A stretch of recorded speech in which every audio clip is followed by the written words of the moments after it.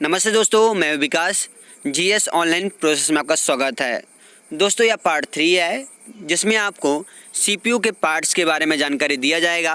CPU के parts के बारे में किस किस तरह से कार्य करते हैं उसका पूरा प्रोसेस बताया जाएगा। तो दोस्तों, इस वीडियो में अंत तक जरूर बने रहें और यदि आप हमारे चैनल में नए हैं तो सब्सक्राइब जरूर करें ताकि हमारे नोटिफिकेशन आपको मिलते रहें। तो चलते हैं टॉपिक की ओर। सीपीयू का पूरा नाम है central processing unit. CPU computer का प्रोसेसर भी कहते हैं क्योंकि ये यूजर द्वारा दिए गए डाटा को निर्देशों को प्रोसेस करता है और ये कार्य करता है। सीपीयू को कंप्यूटर का दिमाग भी होता है। बिना सीपीयू के कंप्यूटर का कुछ भी काम नहीं कर सकते हैं। नेक्स्ट टॉपिक है सीपीयू के फ्रंट साइड और बैक साइड के बारे में जानने की कोशिश करते हैं। दोस्तों, सीपीयू के फ्रंट साइड की बात करें तो सीपीयू के फ्रंट साइड के ऊपर जो होता है डीवीडी राइटर होता है और डीवीडी राइटर के नीचे एक छोटी सी बटन होती है जो कि उसको ऑन करते ही आपका डीवीडी राइटर ओपन हो जाता है और उसमें हम सीडी, डीवीडी या ब्लूरे डिस्क लगा करके सिस्टम में या कंप्यूटर में हम ओपन करके प्ले कर सकते हैं, चला सकते हैं। और साथ ही साथ इसके नीचे यूएसबी पोर्ट होता है जिसमें हम कीबोर्ड, माउस, पेन ड्राइव या अन्य यूएसबी केबल को जोड़ सकते हैं। बगल में ऑडियो जैक होता है जिसमें हेडफोन और माइक के लिए कनेक्शन होता है। इसके नीचे स्टार्ट बटन होता है जिससे कंप्यूटर को ऑन कर सकते हैं। अब बगल में रिस्टार्ट बटन भी होता है जिसे कंप्यूटर चालू हालात में ही हम रिस्टार्ट कर सकते हैं। इसके नीचे एक छोटी सी लाइट होती है जो इंडिकेटर लाइट होता है जो सिग्नल देता रहता है। इससे यह पता चलता है कि हमारा सिस्टम चालू है कि या बंद। नेक्स्ट, सीपीयू के बैक साइड या पीछे साइड की बात करें तो इसमें सबसे ऊपर जो होता है पावर सप्लाई होता है। पावर सप्लाई के माध्यम से हम बिजली प्राप्त होता है जिससे हम सिस्टम को चालू कर सकते हैं। इसके नीचे PS2 पोर्ट होता है जो कीबोर्ड और माउस के लिए है, लेकिन अब यह पुराना हो चुका है। इसकी जगह पे USB पोर्ट का इस्तेमाल होने लगा है। नेक्स्ट है सीरियल पोर्ट और बगल में है पैरेलल पोर्ट। पैरेलल पोर्ट जैसे पुराने समय पे प्रिंटर कनेक्ट करने के लिए इस्तेमाल होता था। नेक्स्ट है VGA वीडियो। VGA वीडियो जो होता है इसका पूरा नाम है विजुअल ग्राफिक्स एरे, जो सीपीयू को मॉनिटर से कनेक्ट करने के लिए ताकि स्क्रीन पर जो सॉफ्टवेयर आपको दिखाई देता है आसानी से, तो VGA केबल के माध्यम से कनेक्ट करने से आपको आसानी से सिस्टम में दिखाई देता है। दोस्तों, अब जानकारी देने जा रहे हैं सीपीयू के अंदर के पार्ट्स को लेकर के कि कौन कौन से पार्ट्स सीपीयू के अंदर लगे हैं और इनका क्या उपयोग है। सबसे पहले हार्ड डिस्क की बात करें तो इसे हम हार्ड डिस्क ड्राइव भी कहते हैं। शॉर्टकट में इसे हम DD भी कहते हैं। यह एक नॉन वोलेटाइल मेमोरी है। साथ ही हार्ड डिस्क का काम कंप्यूटर डाटा को स्थायी रूप से परमानेंटली स्टोर करना होता है। जब भी ज़रूरत हो तो डाटा हम पुनः यूज में ला सकते हैं। नॉन वोलेटाइल डिवाइस उन्हें कहा जाता है जो कंप्यूटर में किसी भी प्रकार के डाटा को लंबे समय तक स्टोर करके रख सकते हैं, अर्थात कंप्यूटर बंद होने के बाद भी डाटा सुरक्षित रहता है। हार्ड डिस्क एक सेकेंडरी स्टोरेज डिवाइस भी कहा जाता है। हार्ड डिस्क में पाटा केबल जुड़ा होता है जो मदरबोर्ड से अटैच है। हार्ड डिस्क का सीधा काम आप इसके गाने, पिक्चर, डाटा या अन्य जानकारी को सुरक्षित आप इसमें रख सकते हैं। जो कार्य आप करते हैं और सुरक्षित सेव करते हैं वह सभी डाटा आपके हार्ड डिस्क में जाकर सुरक्षित हो जाता है क्योंकि सभी का लोकेशन हार्ड डिस्क से जुड़ा होता है। नेक्स्ट है ऑप्टिकल डिस्क। ऑप्टिकल डिस्क क्या है? इसकी मदद से हम CD, DVD, ब्लूरे डिस्क को कनेक्ट कर कंप्यूटर में एक्सेस कर पाते हैं।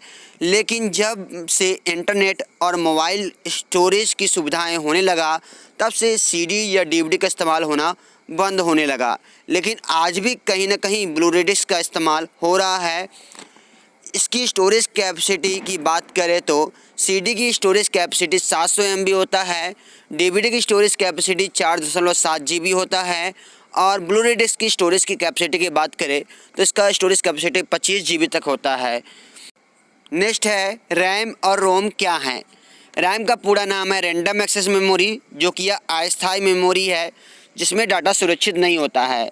जैसा कि आप कंप्यूटर में कोई भी कार्य कर रहे हैं या प्रोग्राम बना रहे हैं तो अचानक यदि आपकी लाइट चली जाए तो डाटा आपका सुरक्षित नहीं होता, वो नष्ट हो जाता है। इसीलिए रैम एक अस्थायी मेमोरी है।